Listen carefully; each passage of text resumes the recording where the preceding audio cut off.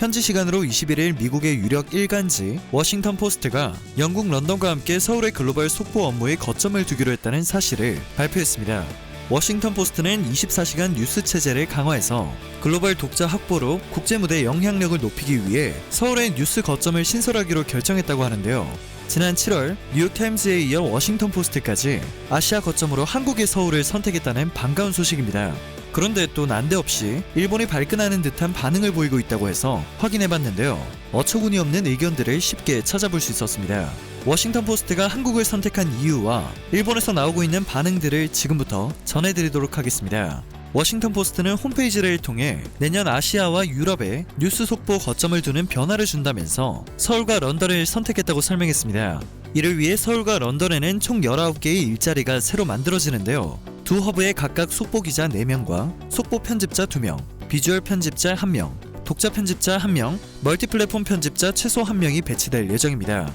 매체는 서울과 런던이 미국 밖 전 세계 소식을 실시간으로 전하는 역할을 할 것이라며 감염병과 시위, 정치가 지배한 올 한 해를 통해 중요해진 이야기거리를 빠르게 전달하겠다고 말했습니다. 또한 관련 성명을 통해 풍성하고 다각적인 보도를 비롯해 독자들이 언제 어디에 있건 완전하고 시기적절한 뉴스를 믿고 볼 수 있도록 보장하겠다고 밝혔습니다. 워싱턴 포스트는 이를 위해 호주 시드니와 콜롬비아 보고타에 지국을 신설해 전 세계에 총 26개 지국을 두게 됩니다. 워싱턴 포스트는 억만장자인 제프 베이조스 아마존 CEO가 소유하고 있는데요. 이와 같은 파격적인 행보는 경제적 혼란과 활자 매체의 외면 속에 업계 대부분이 허리띠를 졸라매는 추세와 또렷하게 상반됩니다.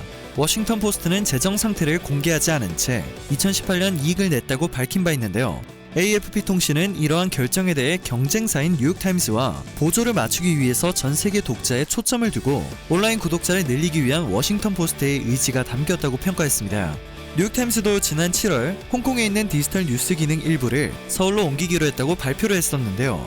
지난해부터 이어진 반중국 시위에 더해 홍콩 국가보안법 통과로 인해 민주파 등 야당의 탄압이 심해지면서 아시아의 금융 허브로서 홍콩의 위상이 흔들리고 있는 것과 무관하지 않은 결정이었습니다.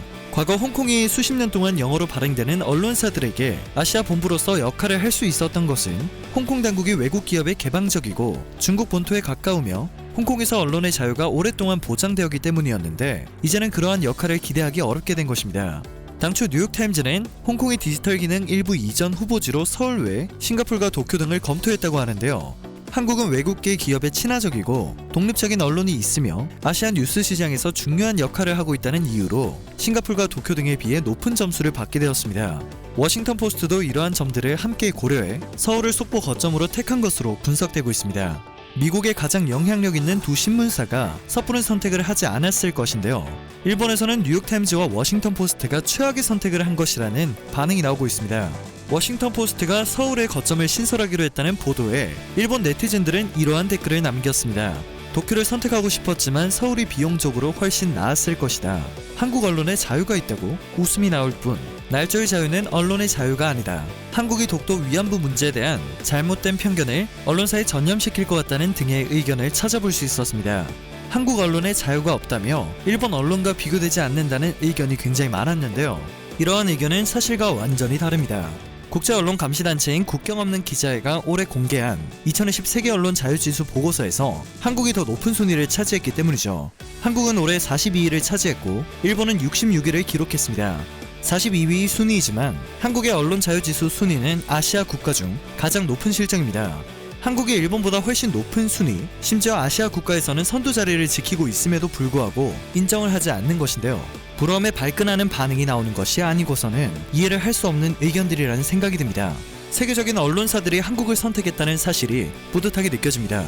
한류로 인해 아시아 문화의 중심으로 부상한 한국이 다시 한번 아시아 언론의 중심, 금융의 중심이 되어 영향력을 발휘할 수 있었으면 합니다. 오늘 전해드릴 소식은 여기까지입니다. 영상이 정보가 되셨다면 그것만으로도 감사드립니다. 늘 새롭고 유익한 뉴스를 전하는 로버튜브 되겠습니다.